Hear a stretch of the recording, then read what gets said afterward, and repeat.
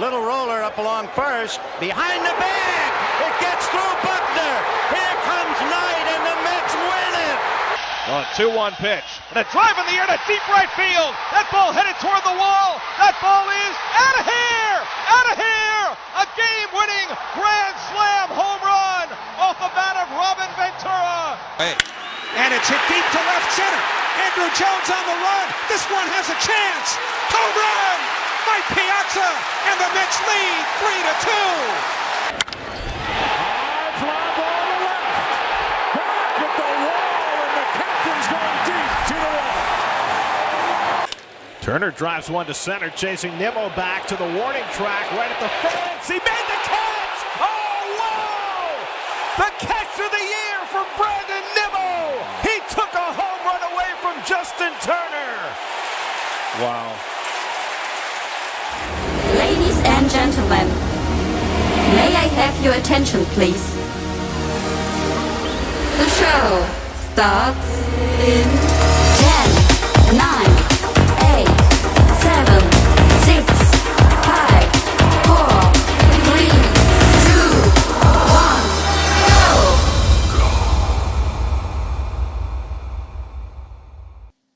And welcome to another edition of the Say Hello podcast. My name is Casey Lynn. I am joined by my co-host Bill Pulsifer. This is episode number 11.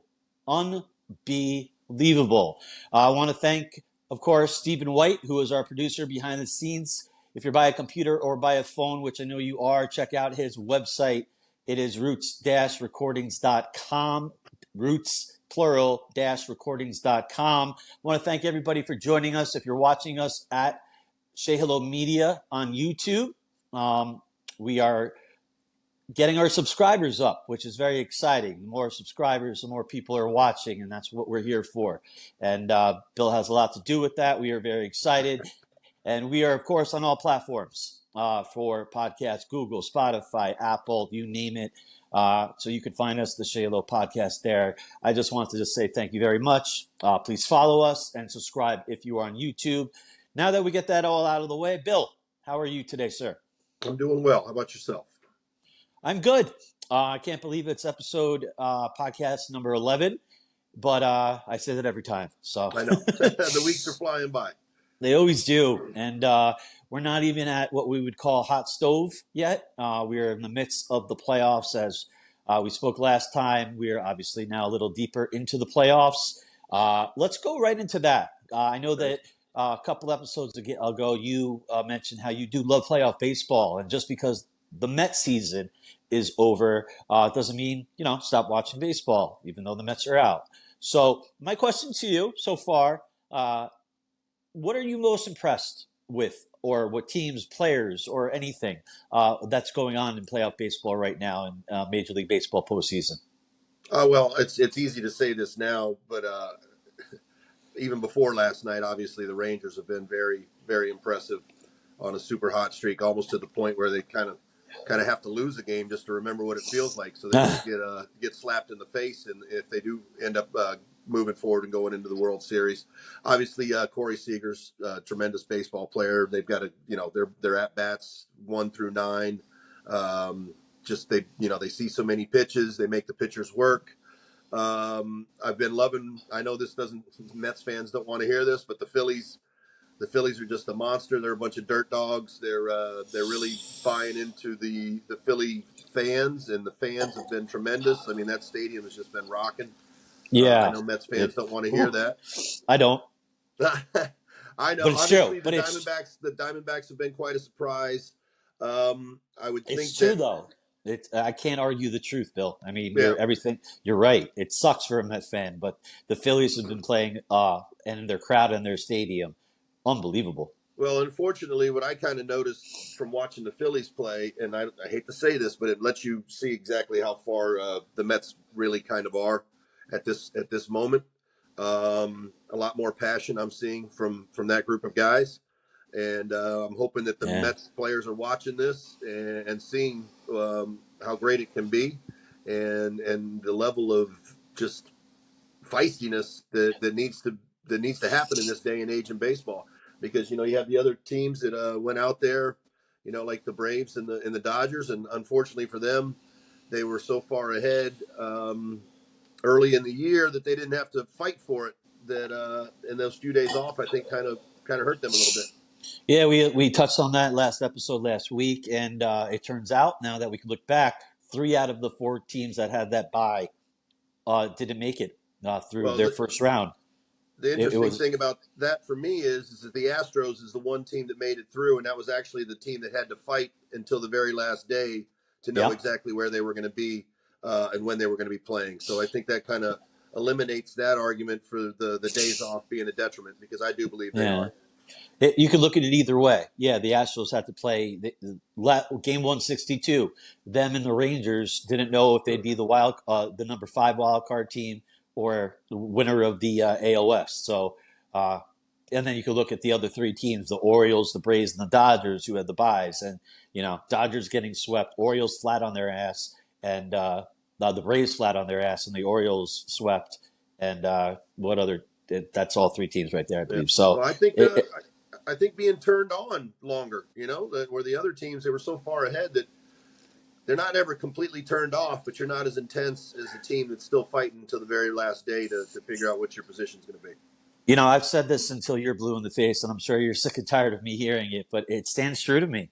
You just got to get into the dance, with the different format now and the seedings. And we don't have to go into all of it, adding the extra team, and half the teams in the league make the playoffs. It changes everything, but it still stands true. Just like when they had the old wild card, the one game where there was 3 division winners and then the one wild card team, and you would have the 1 game playoff. And they're not going to go back to that. They just instituted this new format, but that was exciting, and we didn't need all the watered down teams. Look at the Marlins, out in 2 games. They didn't deserve to be there. They were there by the 80 whatever wins they had. But going back to what I was saying before I forget, get in, get hot, be healthy, and anything can happen. Anything. And the Diamondbacks, 84 wins. Here they are, 4 games away from getting to the World Series. So just get in. And that's why I try to tell all the Met fans who are like, 2024, we're not going to be competitive. You don't have to be all that competitive to be half better than the other half to make the playoffs. And once you get in, you never know what's going to happen. And that's what's happening once again. So that's why I say, Met fans, when you're listening and you're, not feeling it in the offseason, and just remember, half the teams in the NL make the playoffs. The Marlins and the Diamondbacks won with 84 and 85 wins. I tell you, it's the tough part, and it's a little scary, is that three National League East teams made the playoffs, so it's obviously a very difficult division. The Mets are going to have a lot to fight for, but I totally agree with what you're saying with, if you're in the mix, man, just stay in the mix, because I do believe that the playing important games down the stretch keeps you hungry and ready for the playoffs. And I think that's why you're seeing a lot of the wild card teams do as well as they have.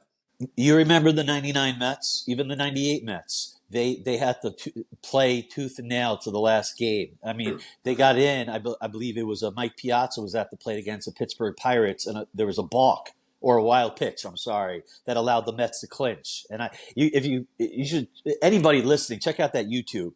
It was like Mike wanted that big hit, and the wild pitch scored the runner from third, and the bat was taken out of his hands, but they won.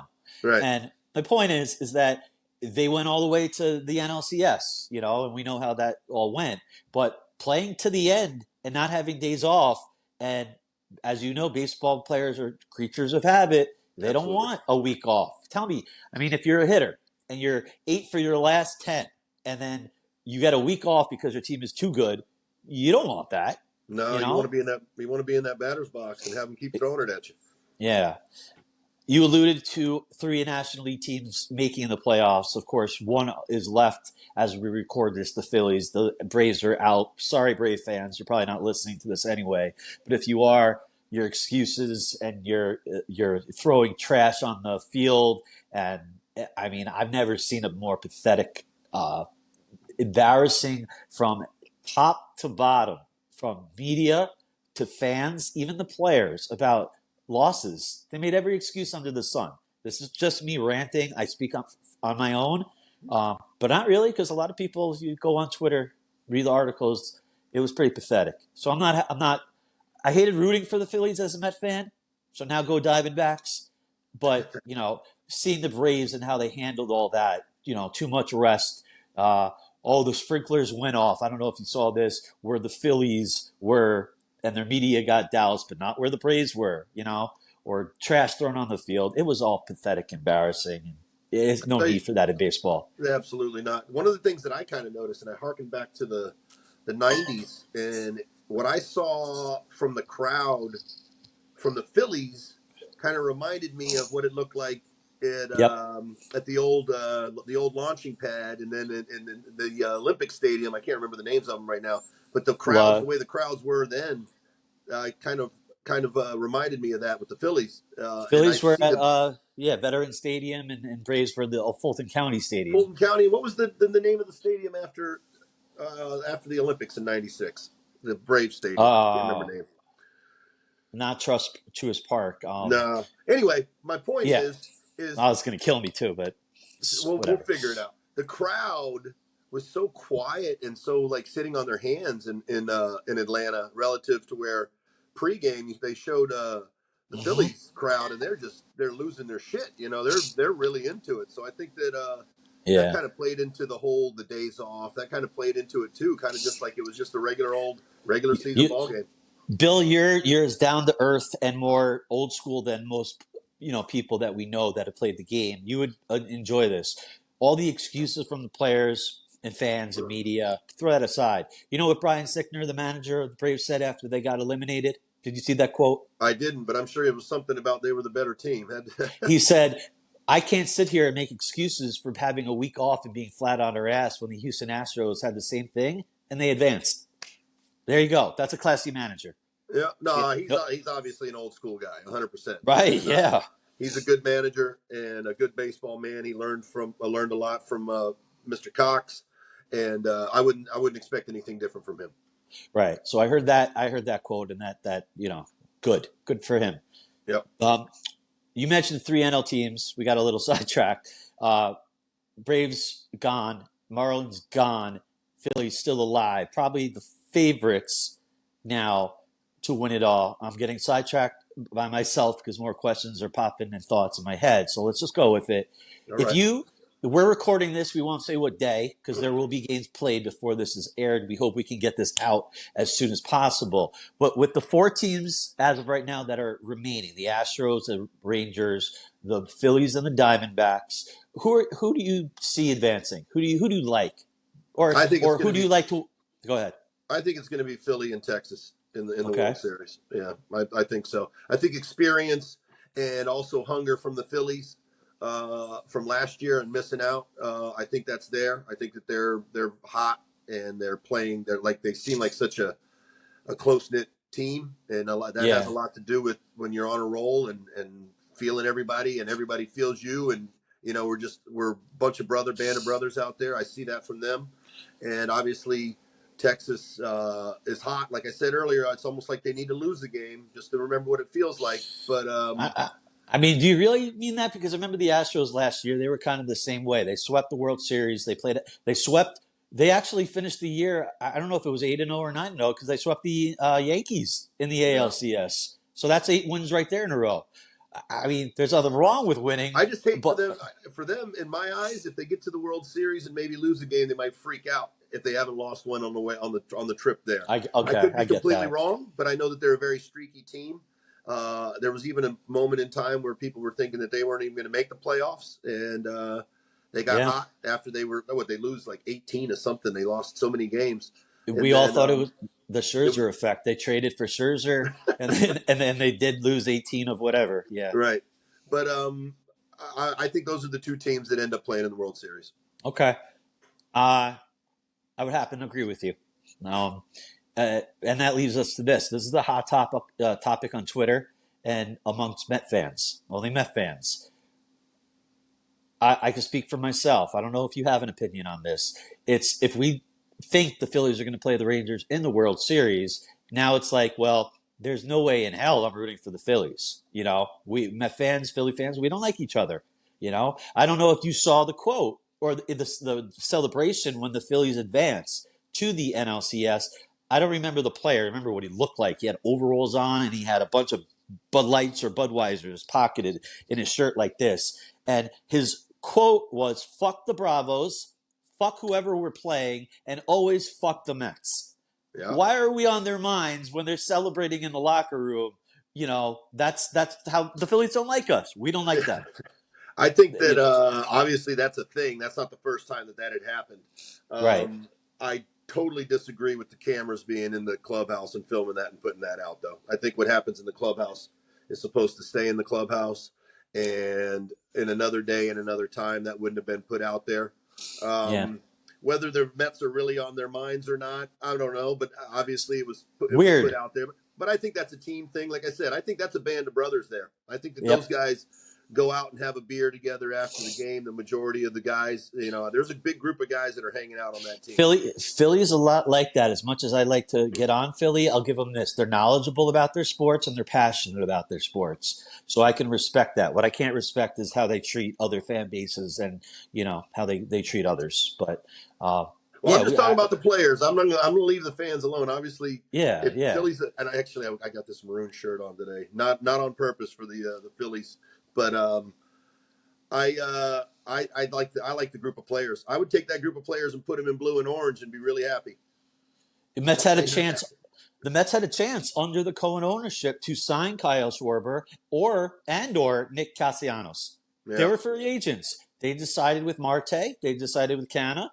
And, believe it, we know how it goes. They've gone, well, the Phillies look like they're going to go to the World Series 2 years in a row.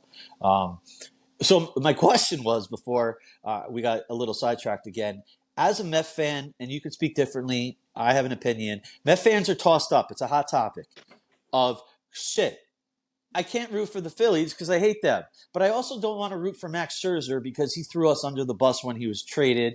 And it kills me, and I'm not speaking for me, Casey, speaking overall. And I've collected and I've seen the overall data, if you will, of just how more Met fans feel. I'm not speaking for everybody, but most Met fans are going, shit, this is not cool for being a Met fan in the World Series. Can't root for the Phillies.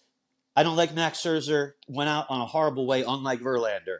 And then you got Jacob deGrom, who will get a ring if the Rangers win. And it kills me that deGrom, who pitched his ass off for us and pitched his prime years for us and left everything out there, is going to get a ring the minute he leaves. But on the same hand, he didn't do anything really to help the Rangers this year, so it's going to take a little away from him. So for me, and I'm going to ask you, I have no choice other than not to watch the World Series, which, of course, I'm going to watch the World Series, or obviously I'm going to have to pull for the Rangers because there's nothing in me that can pull for the Phillies unless they're playing the Yankees or the Braves.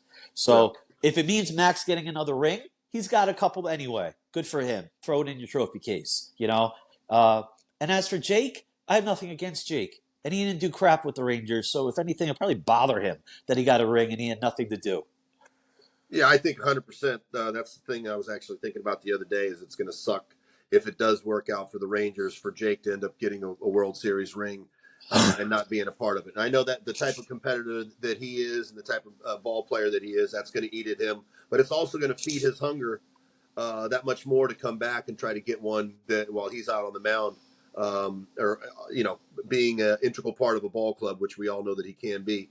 The way that I look at it as a Mets fan, watching teams that they have animosity towards, I think you need to take, at this point of the year, you need to take the fandom just completely out of it and just try to enjoy the fact that these are the two best baseball teams when it comes down to the World Series, the two best baseball teams on the planet at this moment, and just hope that you get to watch baseball at its very, very peak and just try to take the fandom out of it and be looking forward to February and that your ball club's going to have another opportunity.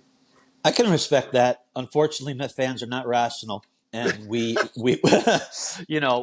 gone through so much heartache, and Met fans are different. And that's why I say, a podcast for the Mets and running a company focusing on Mets and MLB, it will never be boring because Met fans and the organization is in a different group than many other, So I'm not rational. It's like we almost enjoy pain. What's the misogynism or Yeah, something? Where misogynist. Yeah. yeah, where we almost want the hurt and the pain because it makes us feel comfortable, I guess that's all they know at this point, or all they feel like they know. But I always say this because I do Mets fantasy camp. I know a lot of Mets fans.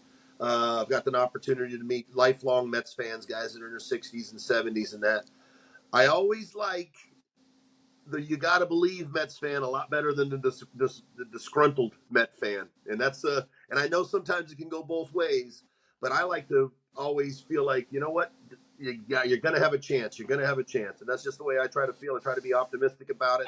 Try not to get too down about it because it's too easy to get down, and it's too easy for the other fans of other teams to poke fun at you for being the disgruntled Mets fan. Tug McGraw, 1973, and it worked. If anyone listening or watching, pull up the calendar, the standings of August, whatever it was, and how far it was, divisions. One went to the pennant. There were no wild cards. There were 10.5 games out with nothing to play. You got to believe Tug McGraw. And, that's it. Game 7 World Series, unfortunately, they lost to the A's. But, yeah, you're right. You got to believe does have something warranted about it. I like that better than just being mad about it. Yeah, no, my point is that Met fans are a special breed, and I'm part of it. And we all agree. If you don't agree on it, I'm not calling you out, but it takes a real Met fan to know what I'm talking about. Oh, I completely understand. Let's keep with the NL 3 teams making the playoffs. One of the teams that is out are the Marlins. Now, hot topic that just came out within the week is that their GM, who's been there since 2020, I believe, or 2021, Kim Ning, first female, I believe, GM in the majors, and brought them to a wild card in the postseason. First time, I'm taking 2020 out of it because it wasn't a full year. So first full 162 game season since 2003 when they won the whole thing. She resigned, and the Marlins offered her option for 2024 to remain the GM.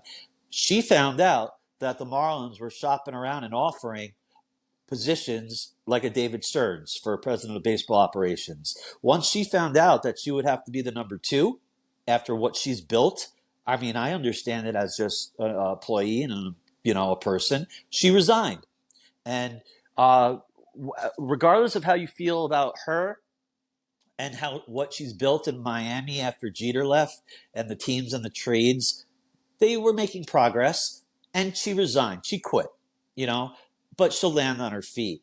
So I wanted to get your take. I'll go into mine because it's quick.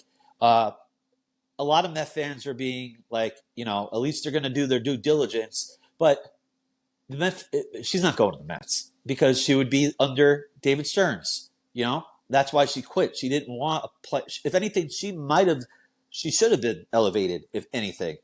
And why would she go to another team where she would have to be under somebody that would be David Stearns? Now, should the Mets interview her and just get a conversation going and see where she stands? Of course. She's done a very good job. 3 rings with the Yankees, 98, 99, 2000. Commissioner's office, Dodgers, Miami. She's got a resume. I just don't think the Mets are, what she wants. I think she'll end up actually going to Boston where they have an opening, and negotiations will take their place. But my opinion on it, she's done a good job. It was kind of a low ball by the Marlins to treat her like that. Not sure exactly how it went down, but whoever I think gets her, and she will land on her feet. We'll get a good one. I wanted to get your reaction because this was a bombshell out of nowhere. Yeah. Obviously, a little surprising that she resigned after bringing the team to the playoffs. I'd like to know, because obviously they've got some tremendous arms that have came up over were these guys there before she became the general manager? I don't know. I don't look into their minor league system and all that. But obviously, she's had success. She does have a resume. I do believe the Mets should do their due diligence, which is professionalism.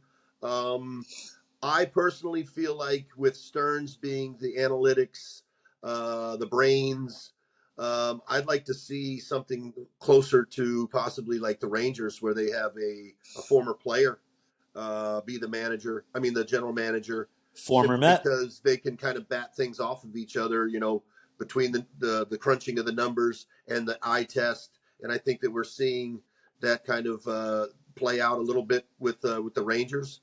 Me Yeah. personally, I think that taking baseball people, field people, away from the front office is kind of taken away from the game. Like you said, I'm an old school guy, straight shooter. I don't think that she's going to be the Mets general manager, but at this point, nothing surprises me when it comes to hires. I believe the Tigers hired a general manager that was an NHL general manager. So Yeah. I have no idea what it is anymore, what it means anymore, to be honest with you. But I'd like to see them have a baseball guy. I know that people are baseball people that are front office, but I'd like to see somebody that's been through the wars. I don't think that's going to happen either. But somebody that's been through the grind and knows the grind of the daily grind of baseball and can be compassionate to the players when they're down and to kick them in the ass when they need to be kicked in the ass. And that's what I'd like to see. Will be interesting to see how things play out. It definitely will. It was a bombshell. No one expected it. I'm sure she didn't expect it, thinking she's going to live in Miami and, have another year to build. And, Right. It was out of nowhere. But good luck to her. Marlins lost a good one, and we'll see how they recover and who they fill that position with. Let's go more into Mets talk right now. Mets have two guys penciled in to their rotation for 2024. Senga and Quintana. 3 need to be there. Obviously, 11 need to be signed because depth is everything. So we went over this way back when we had the list of free agents. But regardless of that list, I'm gonna throw out a bunch of names that are available via trade or free agency, and take 2 or 3 that Bill Pulsifer would like to have penciled in spring training as the 1 through 5 or 4 6 or starters, 7. because right, I know how it works, but Yeah. even I won't even go to the minor leagues because that's a given. They'll be in spring training and maybe one shines like a Mike Vassell or Christian Scott, but major league caliber that has shown it. I'll start with, and just going to ramble off, and then you pick 2 or 3.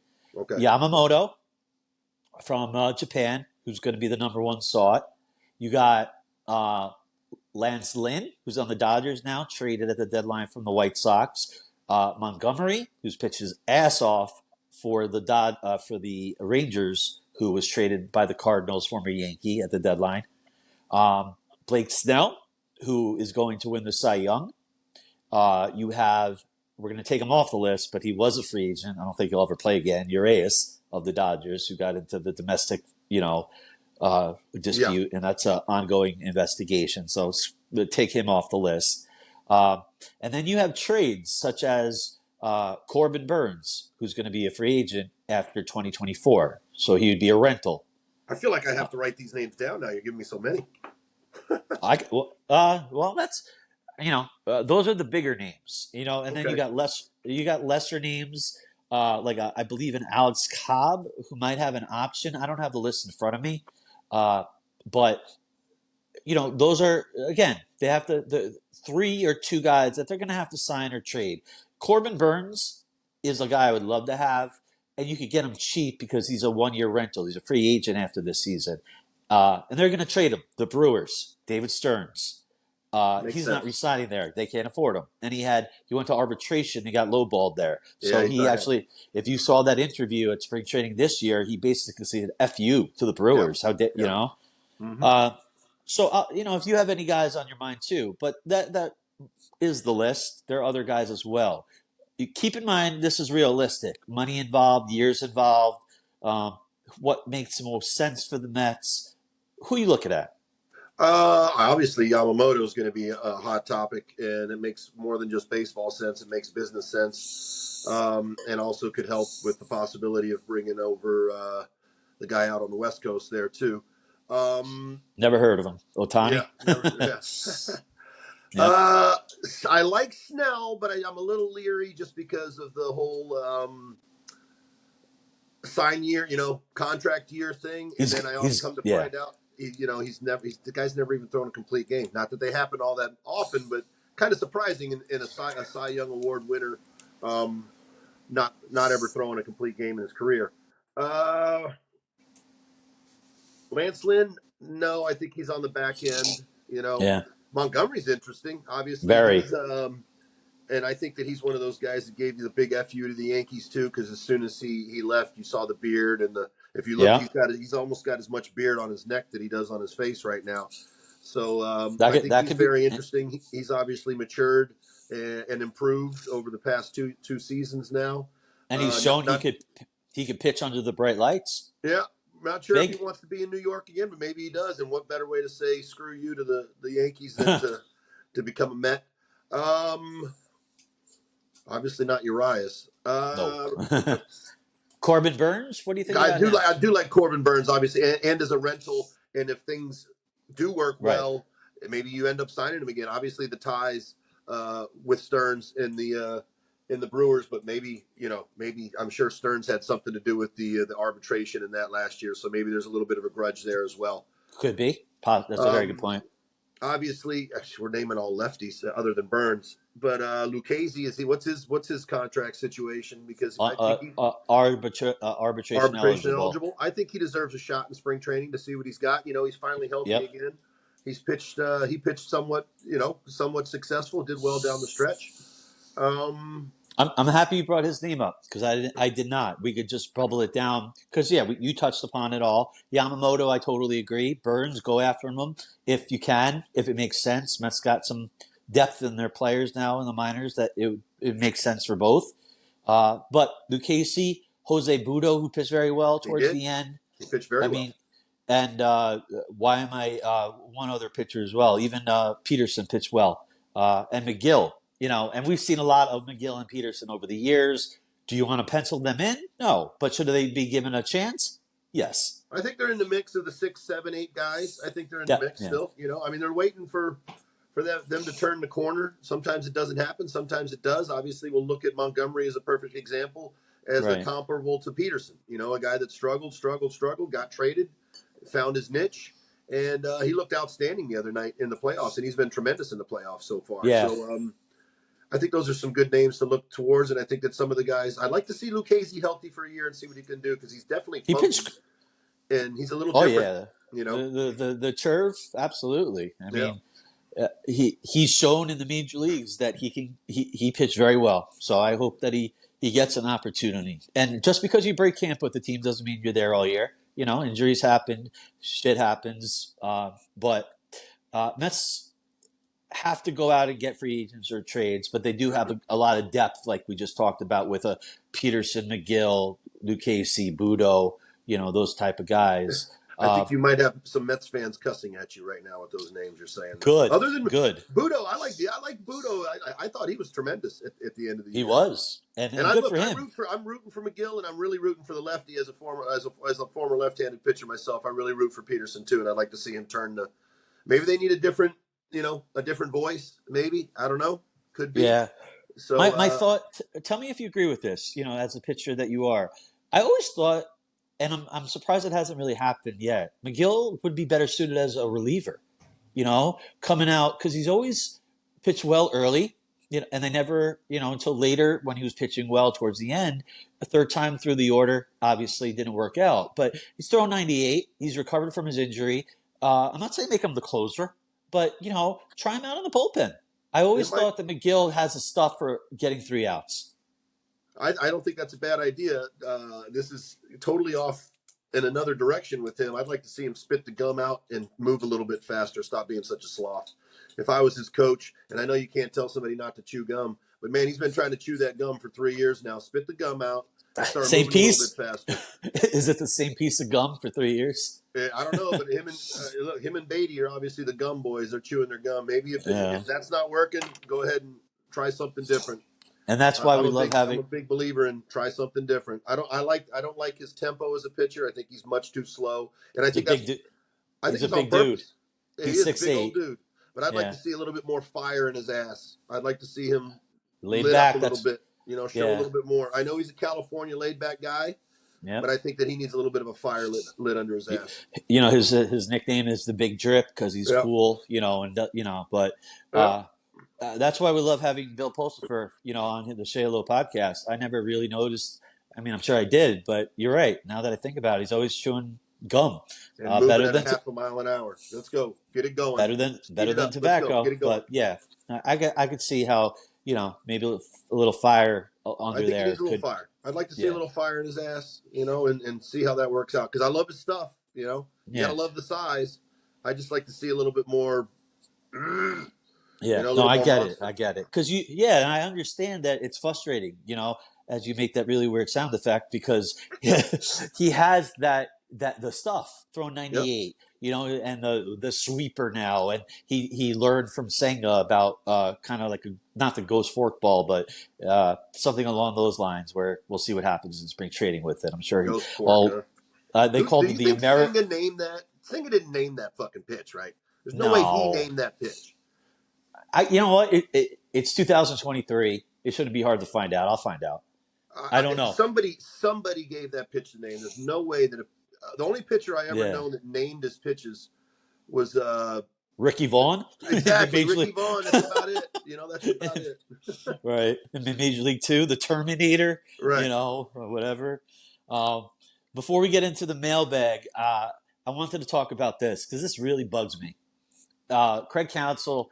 His season's over. They got swept in the first round by the Diamondbacks. So he is now a free agent, no longer under contract. Well, he is under contract, and this is what bugs me. It was said once the Brewers were eliminated, David Stearns and the Mets were allowed to talk to him about their managerial opening. Now it comes out that Mark Attanasio, their president of the Brewers, is not allowing him to talk to any teams until his contract is really up, which is when the season's over, which I believe is October 31st. Now, if that's not the definition of, cutting your nose to spiting your face or whatever the goddamn cliche is, because I believe they offered him an extension. He said, no, this is not going to help them. I think it's a big fuck you to the Mets because Mark Attanasio was one of the few owners that rejected Steve Cohen to be a owner. When all the owners had to vote and he had to get X amount of percentage, and Attanasio was not one of those. It doesn't make sense to me why he would do it, but he did. It's a fact. The Mets will be able to talk to him come October 31st or November 1st, but I just don't understand. You're just delaying the inevitable and pissing people off. Now, if it's out of spite, that's on you, and that's what it is, spite. But you're not helping your chances if you want to bring out Counsell, or maybe you just know that he's not returning to the Brewers, so you're delaying the Mets because the first thing they really have to do is sign a manager.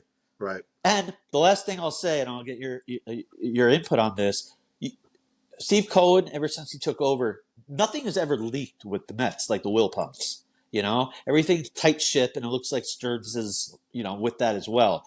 We haven't heard 1 ounce of rumbling about Mets interviewing anybody. Now, if they're interviewing in-house, it's easier, like Eric Chavez, who they elevated the bench coach because they wanted him to stay.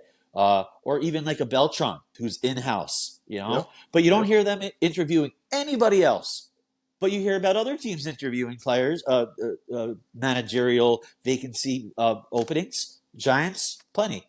So does that mean that they're just waiting for Counsell? Yes, in my opinion. So I just said a lot about Attanasio, Counsell, the Brewers, and the Mets tight ship. You don't hear about any rumblings. I'll shut up, and the floor is yours. All right. Well, let's go with the second part first. I think that it could be one of two things. Obviously, that they want to go hard after Counsell and they're waiting, or it could just be we don't want the drama of the back page every single day. What are we doing? The speculation. They don't want the chatter going on, and they want to work things quietly and do it at their own pace. Obviously, we know they got to get a manager before they can start doing anything else. And obviously, right now, it looks like a general manager as well. Yeah. On your first point, I think you hit the nail right on the head. I think the owner knows he's going to lose Counsell, it seems. Yeah. Obviously, you were correct with him voting against the owner becoming the new owner of the Mets. Yep. And I think that he's just basically saying, screw you guys, and we're going to play it by the book. And it is what it is. And if you don't like it, screw you. I don't have anything to do with you guys anyway. Yeah. And, you say Burns as well. That might be another thing where he feels like, you know what, they're going to go after, they're going to try to get my guy, one of my top pitchers. This is a team that's made the playoffs multiple years in a row, and quite a few years over the last few years, as well as they just lost. So that wound is still very, very fresh. So I think you hit the nail on the head there. It's spite, and he's saying, screw you guys. Yeah. Spite. And you know what? I can't speak on being $1 billion owner of a baseball team. So, they have different dealings as compared to Billionaires the. tend to be a little eccentric sometimes with billionaires. Yeah, I think that's what it comes down to. But they're smart in a way, obviously, and they know that it's inevitable. So I just don't understand it. But if you're like you said, playing it by the book, I'm allowed forbidding him from talking to the Mets until X day. I will Then I'm do going it. to do it. Right. Then I'm going to do it. Let's get to the mailbag. We got All a right. couple questions. Let's start with your buddy. He's always there. He's got another question. It's NYGM, whatever the hell it is. GI, my boy GI. Yeah, you know it better than I. I have to write it down quickly. He has a question, and it's Bill. Since you retired, in terms of fan mail, what is the process? Do you still enjoy it? Do you still take it? I don't have the exact question, so I apologize to him because I'm not on Twitter right now and I have to write it fast. But it was more along the lines of autographs while you're playing and autographs if you get fan mail or signing now in your post-playing days. Yeah, obviously, in my playing days, especially early on, I got quite a bit of fan mail. At Shea Stadium, they would have the little boxes in a back room, and that's where the fan mail would go, and you get quite a bit of it. When you first start getting fan mail, and I started getting it in the minor leagues, Double A, when I was, the big-time prospect, yada, yada. It's very exciting, and to have people wanting to have you, they're sending you stuff and you sign it, and then it gets a little bit tedious because it becomes quite a bit. And there are guys out there that are more successful, more popular players than me that have people that deal with that for them, actually, believe it or not. But obviously, anytime somebody wants to ask you for your autograph, it feels good to have somebody say, hey, can you sign something for me? Where we have a problem as players is because I always thought about it. Look, if I saw a movie star or somebody and I wanted to get their autograph, I would go over there and ask them for one autograph just to say I have your autograph. Of course. It gets to be a problem when they send you an envelope and there's 7, 8, 9, 10 cards in it. That what I usually do in that case, I'll sign 2 or 3 of them. The rest of them go back into the envelope and I'll send them on to you. Right. I still do get email. I have no idea how people come up finding my address.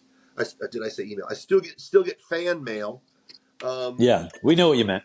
Right. I don't know how they get my address. I'm a little bit backed up behind, but I do try to sit down every couple weekends and sign 10 or 20 of them and send them out just to try to stay on top of it. And I appreciate the question from my man GI because that reminds me that I'm a little bit behind and I need to get on that.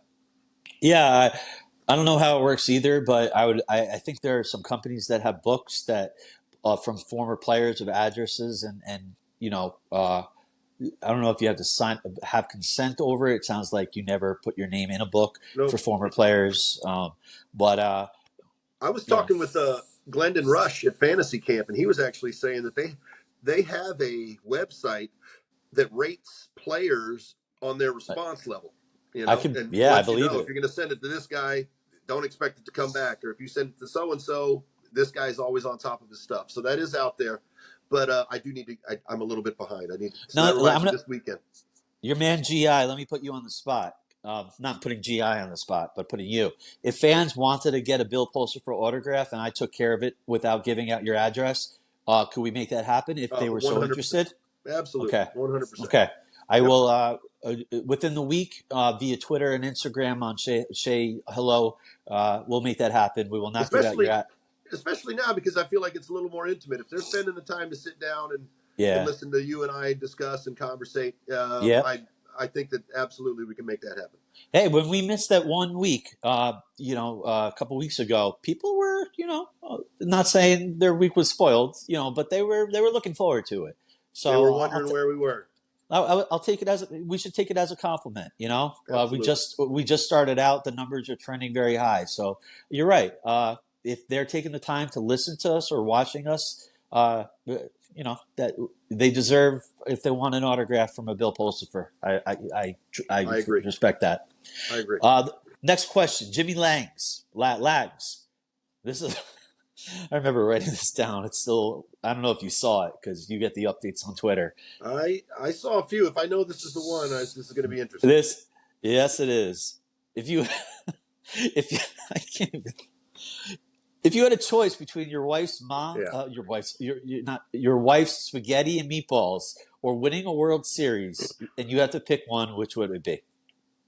I'm going to say this, and I think my wife would understand. Winning a World Series is quite possibly a less than once in a lifetime thing.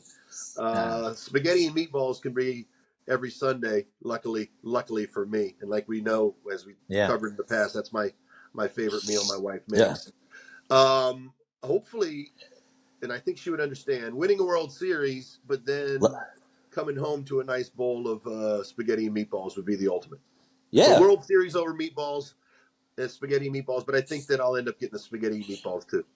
Yeah, he didn't say, you can have spaghetti and meatballs after you win the World Series. It was just if you had the choice. It didn't say one's going away from ever. He could have made it tougher. And I'm not getting on you, Jimmy, if you're listening. And I don't want to get on and take any away from your man GI, but I think that was the best mail question we've ever had. That's a good one. That's a good one. Because not only does it tell me that he's been listening, because he knows that you love your wife's spaghetti and meatballs, but it's a good question. So, I thought the same thing when I saw the question. Props. So you did see it. Yeah, I was wondering. Yep, I was hoping I figured, but I was hoping it'd be a surprise. Let's do one more question. It's from Dylan. Very straightforward. Best manager that you've ever played for, whether it's the minors or the majors. Okay, I'm glad you said that too, because I saw this one as well, so I thought about this one. Obviously, if you go by success rate, it would obviously be Tony La Russa, the best manager I played for. Me and him didn't get along necessarily. Partially my fault, partially his fault. Doesn't matter. I was only there a brief point in time. But if you go strictly by World Series and successful career, Tony La Russa. But the guy that taught me the most about baseball and how to play baseball and do things the right way was actually a minor league manager of mine. And I played for him in A-ball and I played for him in Double-A. And then he stayed at Double-A when I went on to Triple-A. But that's John Tamargo. And he was an old catcher. Was never a very brief stint in the major leagues. He actually told me a funny story about Joe Garagiola, great baseball announcer, also backup catcher. When he got to the big leagues, he introduced him or brought his name up, and he said, "John, here today, gone Tamargo," because I guess he knew that he wasn't going to be around all that much. But JT was a great baseball man, and I learned an awful lot from him. And I was lucky enough to be able to play for him. And when we lost in the finals in A-ball and then won it in Double-A, and he was a player's manager, and that does not mean that he lets you get away with whatever you want, but he knew what it was like to struggle. He knew what it was like to be successful, and he was by far the man that I learned the most about how to play baseball. Well said. So, okay, yeah, I best player manager for you personally, and then best manager success-wise, totally makes sense. So, good question. Good question by Dylan. Good answers, of course, by you. Thank you. Let's go lastly, so we don't go over an hour like we did last time of the podcast. Wrap it up. Let's wrap it up with the quick pitches for Bill, as we always like to do. Bill, if you were a manager, hypothetically, and the ship was yours, what would be the first rule for the players that you would institute? Now, we could be creative here. They're Yankees, no facial hair other than a mustache, stuff like that. I don't even know. But if you were the manager, you put on the cleats, you wore your little pullover, and you wanted to say, "I'm here, I'm the manager," and you had to make a rule, whether it was hard. And this I've heard this numerous times from other managers that I played for. Don't be late. Be on time. Be prepared. And that's Fair enough. and we go from there. A good manager doesn't need to have a whole bunch of rules, to Right. quote unquote rules, because he runs the team through respect, and you respect him. And I think that I've played on teams where they say, I only have one rule. My rule is be on time. Now, obviously, if you start acting like an ass in that, we might have to change things a little bit. But I think that's a good place to start, is be on time and be prepared. Okay, I like that. Second question. Well, we're going to keep it baseball for right now.